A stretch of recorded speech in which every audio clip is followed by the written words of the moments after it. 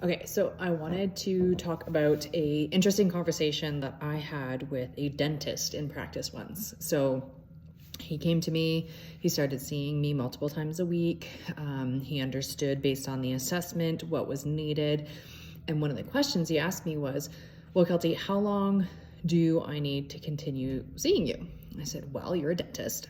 And he said, yes. I said, so how long do people need to continue seeing you for optimal dental health? He said, well, consistently for a lifetime. I said, exactly. Now, how often do they need to come see you? He said, well, they only need to come see me once every 6 months to once a year. I said, now, why is that? Is that because they don't take care of their teeth when they're not around you?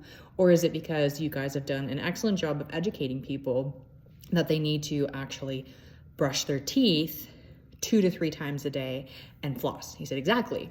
So I said, so if I gave you spinal hygiene exercises and you did them 2 to 3 times a day, I probably wouldn't need to continue seeing you twice a week or even weekly, and maybe even less than that.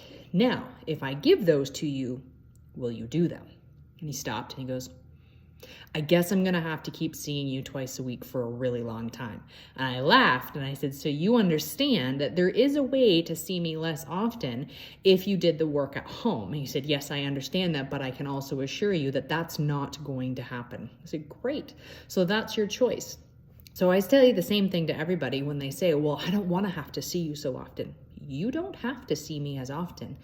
But there's things outside of the office that you have to do to care for your spine in order to not need to see me as often and have the same quality of life. So the choice ultimately rests with you as to how often you actually want to see your chiropractor. We can give you all the tools that you need to not have to see us quite as often, but you do still need to see us in order to ensure that you have a healthy spine and nervous system. But how often depends on what your level of effort into it is.